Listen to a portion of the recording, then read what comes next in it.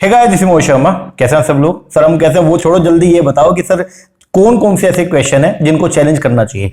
As you know कि परसों अपना जो है वो आंसर किया आया था और कुछ क्वेश्चन के अंदर जो है वो डाउट है। ओके, तो सारा पूरा का पूरा पेपर मैंने एनालाइज किया और उसके बेस पर अपना कॉमर्स का मॉर्निंग शिफ्ट का और इवनिंग शिफ्ट का, ओके, तो उनके बेस पर कुछ क्वेश्चन जो है वो निकल के आए हैं, उनको मैं आज आपके साथ में अभी डिस्कस कर लेता हूं। उसके बाद फिर आप डिसाइड कर लेना। ओके, कुछ क्वेश्चन तो जो कंफर्म है कि ये तो चैलेंज होंगे होंगे, उनको तो जरूर लगा देना, और एक क्वेश्चन ऐसा है जो मेरे हिसाब से चैलेंज नहीं होना चाहिए, वो मैं आपको बता देता हूं। ठीक है, सबसे पहले तो एक ना इकोनॉमिक्स का क्वेश्चन आया हुआ है जो ये है, arrange the theory of profit. यहां पे थ्योरी ऑफ प्रॉफिट दे रखी है, इसको ओल्डेस्ट से लेटेस्ट एक ऑर्डर के अंदर जो है वो आपको सेट करना था।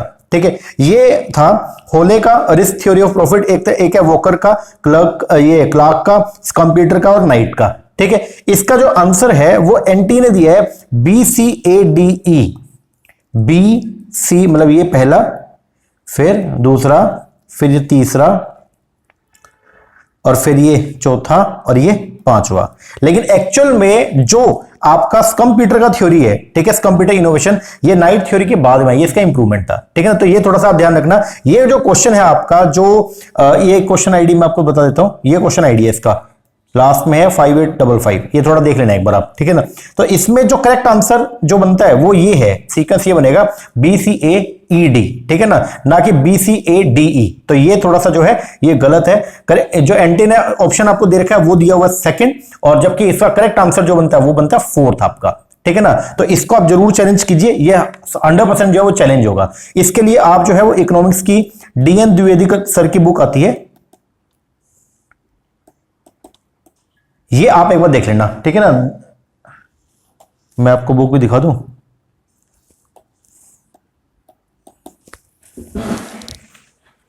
ये आती है एक मैनेजरियल इकोनॉमिक्स का। ठीक है, तो इस बुक के अंदर आपको जो है मिल जाएगा, आई थिंक सेकंड चैप्टर के अंदर ही आपको जो है देखने को मिल जाएगा। ठीक है ना, हमने क्लासेस के अंदर भी इसको किया हुआ है। तो जो आपका थ्योरी ऑफ प्रॉफिट वाला जो क्वेश्चन है, इसका जो करेक्ट आंसर एनटी ने दिया हुआ है वो दिया हुआ है BCADE, बट जो करेक्ट सीक्वेंस जो बनती है वो है आपका BCAED। ठीक है, तो जो करेक्ट है वो आपका फोर्थ बनेगा।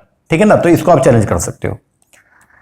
इसके बाद एक ये क्वेश्चन है स्टेट्स का, जिसमें है distribution of data which has a long left tail. अगर लॉन्ग लेफ्ट टेल होती है तो वो क्या होता है यार, बच्चे को पता है। लॉन्ग लेफ्ट टेल का मतलब जो है नेगेटिव स्क्यूड होता है, और इन्होंने दे रखा है क्या, पॉजिटिवली स्क्यूड डिस्ट्रीब्यूशन। तो एनटी ने जो इसका आंसर दिया हुआ वो दिया हुआ है ए, पॉजिटिवली स्क्यूड। एक ये भी जो है वो रिवाइज होगा, 100% है, रिवाइज होगा। इसका करेक्ट जो सीक्वेंस बनता है वो बनता है क्या, बी। वो क्या बनता है, बी, नेगेटिवली स्क्यूड डिस्ट्रीब्यूशन। तो इसको भी आप लोग जो है वो चाहें तो आप चैलेंज कर, चाहें क्या लगा देना है यार ये तो। ठीक है ना, तो सेकंड क्वेश्चन आपका ये हो गया।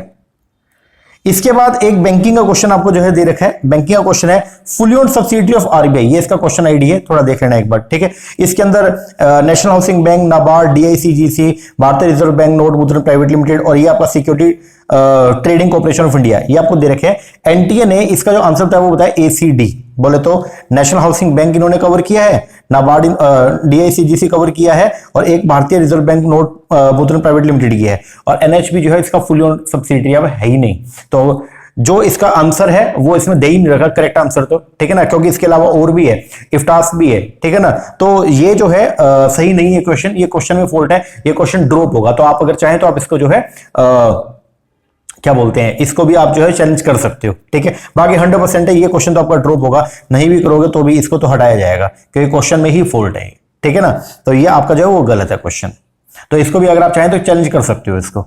ठीक है, चैप्टर नंबर 3 में हमने देखा था। अच्छा, एक कंपनी का क्वेश्चन दे रखा है जिसके अंदर स्टेप दे रखे हैं। ठीक है, जिसके अंदर स्टेप जो बता रखे हैं कि कंपनी को अगर आप रजिस्टर्ड करवाते हो तो कुछ 6 आपके स्टेप्स हैं, उनको आप कैसे अरेंज करते हो, वो बिल्कुल सही है, उसको मत कर देना यार। कुछ बच्चों को ये डाउट हो रहा है कि स्पाइस के बाद में फिर MOA AOA, लेकिन वो उससे पहले जाता है यार। जो सीक्वेंस है वो बिल्कुल करेक्ट दे रखा है, इसको चैलेंज करके आप अपने पैसे बर्बाद करोगे और कुछ भी नहीं है। ये बेफालतू की होप मत रखना, ये जो क्वेश्चन है ये आपका चैलेंज नहीं होगा, ये आपका सही दे रखा है। कंपनी एक्ट वाला जिसमें स्टेप दे रखे हैं आपको, 5 स्टेप है, इनको अरेंज करना था, तो वो सही है, इसको चैलेंज करने की जरूरत नहीं है। ठीक है ना, ये नहीं होगा चैलेंज।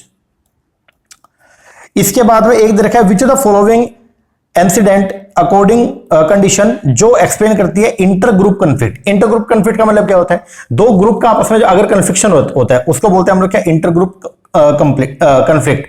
अब जो इंटर ग्रुप कन्फ्लिक्ट होता है उसके लिए कौन कौन सी ऐसी कंडीशन है या कौन कौन से ऐसे फैक्टर है जिनकी वजह से कन्फ्लिक्शन राइज होती है। तो एक तो है पर्सनल डिफरेंसेस, ठीक है। अब यहां पे एनटीए ने जो इसका दिया हुआ है, देखो पर्सनल डिफरेंसेस ये इंट्रा ग्रुप के अंदर होता है, इंटर ग्रुप में नहीं होता, ठीक है, तो ये तो आएगा भी नहीं। फिर कंपटीशन फॉर रिसोर्सेज, हाँ एक ये फैक्टर है।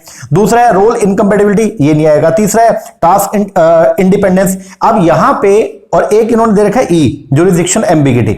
अगर मान लो एरिया वाइज हमको जो है वो क्या आ गया कि समझ में नहीं आ रहा कि हमको किस एरिया के अंदर जो है परफॉर्म करना है, ठीक है। अगर एरिया वाइज जो है वो क्या आ गई है, कंफ्यूजन हो गई है, इसकी वजह से भी कन्फ्लिक्शन जो राइज हो जाती है। तो एज पर एनटीए इन्होंने आंसर दिया है बीडीई, बीडीई। अब यहां पे ग्रामेटिकल मिस्टेक जो इन्होंने कर दिया, और वो क्या कर दिया, जो डी है वो टास्क इंडिपेंडेंस कर दिया, और होना चाहिए था टास्क इंटरडिपेंडेंस। ध्यान देना, यहां पे टास्क इंडिपेंडेंस कर दिया जबकि होना चाहिए टास्क इंटरडिपेंडेंस। अगर टास्क एक दूसरे पे इंटरडिपेंड करेंगे तभी तो कन्फ्लिक्शन राइज होगी। अगर तुम्हारा काम अलग है मेरा काम अलग है तो कभी क्या कन्फ्लिक्शन राइज होगी, क्या नहीं। तो ये क्वेश्चन जो है ये ड्रॉप होगा, मेरी बात समझना। ये क्वेश्चन इन्होंने बस यहां पे अगर इंटरडिपेंडेंस होता तो क्वेश्चन चैलेंज नहीं होता, क्वेश्चन बिल्कुल करेक्ट होता, बट यहां पे इंटरडिपेंडेंस की जगह क्या आ गया, इंडिपेंडेंस आ गया, ठीक है ना। तो उसकी वजह से जो क्वेश्चन आपका ये आपका चैलेंज होगा, ठीक है। तो ये चैलेंज का बेसिकली ड्रॉप ही होगा, ठीक है। इसके मार्क्स सबको मिलेंगे या बेसिकली इसको हटा दिया जाएगा, जो आपका 150 नंबर है उसमें से हटा देंगे इसको, एक क्वेश्चन को 150 क्वेश्चन में से एक को ड्रॉप कर दिया जाएगा, ठीक है। तो आप अगर चाहें तो आप इसको चैलेंज भी कर सकते हो, ठीक है। इसके बाद एक क्वेश्चन और है और वो है ये वाला, ये उसका क्वेश्चन आईडी है, ठीक है। और ये क्वेश्चन था which of the following are the assumption underlying MM theory.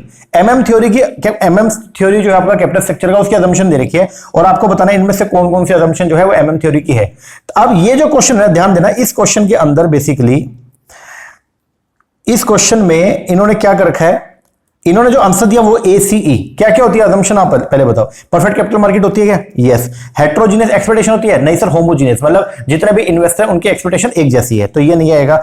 Absence of tax होता है, यस। 100% डीपी रेशियो होता है, यस। इक्विवेलेंट रिस्क क्लास होती है, यस। तो आंसर वैसे तो होना चाहिए एसीडी, इन्होंने जो है वो एक ऑप्शन दे दिया एसीई, एसीई, ये कॉम्बिनेशन इन्होंने बना के दे दिया। तो ये जो कॉम्बिनेशन करेक्ट तो है, एसीई ये जो कॉम्बिनेशन है ये करेक्ट, तो इसमें दिक्कत क्या है, ठीक है ना। तो बहुत बच्चों ने इसको भी भेजा चैलेंज के लिए, लेकिन ये नहीं होगा, मैं आपको फिर बोल रहा हूं, इसको लगाने का बेनिफिट नहीं है। एनटीए इसको जो है वो रिवाइज नहीं करेगा, क्योंकि जो इन्होंने आंसर सिलेक्ट किया वो भी सही है, इसके अलावा और भी बहुत सारी असम्पशन होती है, वो तो क्वेश्चन में दे भी नहीं रखी है। तो क्या आप उनको चैलेंज करोगे कि तुमने बाकी क्यों नहीं दी, ऐसा नहीं होता है, ठीक है ना।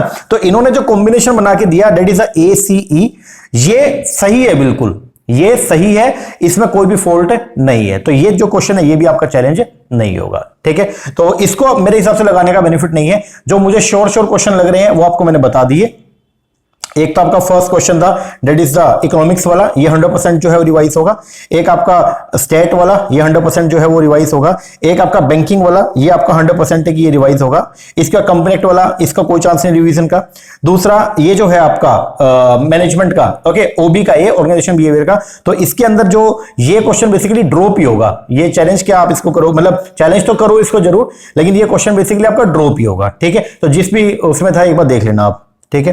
इसके अलावा जो ये वाला क्वेश्चन है आपका कैपिटल स्ट्रक्चर वाला, ओके, तो ये क्वेश्चन चैलेंज नहीं होगा, मेरे अकॉर्डिंग तो नहीं होगा। बाकी आपको अगर ऐसा लग रहा है, अगर आप मार्जिन पे हो बिल्कुल ही, तो फिर लगा देना भाई, तुम्हारी किस्मत हुई तो क्या पता हो जाए, ठीक है ना। तो ये क्वेश्चन मुझे नहीं लग रहा कि ये चैलेंज होगा। जो लग रहा है आपको मैंने बता दिया। अभी टाइम है रात को 11:50 तक का टाइम है, लेकिन मैं आपको कहूंगा अभी आप कर दो यार इसको, ठीक है ना, लेट मत करना, ठीक है ना। कभी आप सोचो कि नहीं आराम से कर लेंगे, रात को कर लेंगे, नहीं, अभी के अभी इसको चैलेंज के लिए लगा दो, ओके। और बाकी देखते हैं, होप फॉर द बेस्ट, ठीक है ना। I wish you all the very best आपके रिजल्ट के लिए। सबका रिजल्ट पॉजिटिव है, जो आप चाहते थे आपको वो चीज अचीव हो, ओके। और बाकी देखते हैं, ठीक है ना। ऊपर ऑलमाइटी बैठा है यार, उसकी नजर आपके ऊपर है, ओके। आप क्या करके आए उसको मालूम है, आपने कितनी मेहनत करी है, आपकी मेहनत को वो ऐसे वेस्ट नहीं जाने देगा, ठीक है ना। सब बढ़िया होगा। तो ऑल दी वेरी बेस्ट, मिलते हैं नेक्स्ट वीडियो में, तब तक के लिए थैंक यू वेरी मच।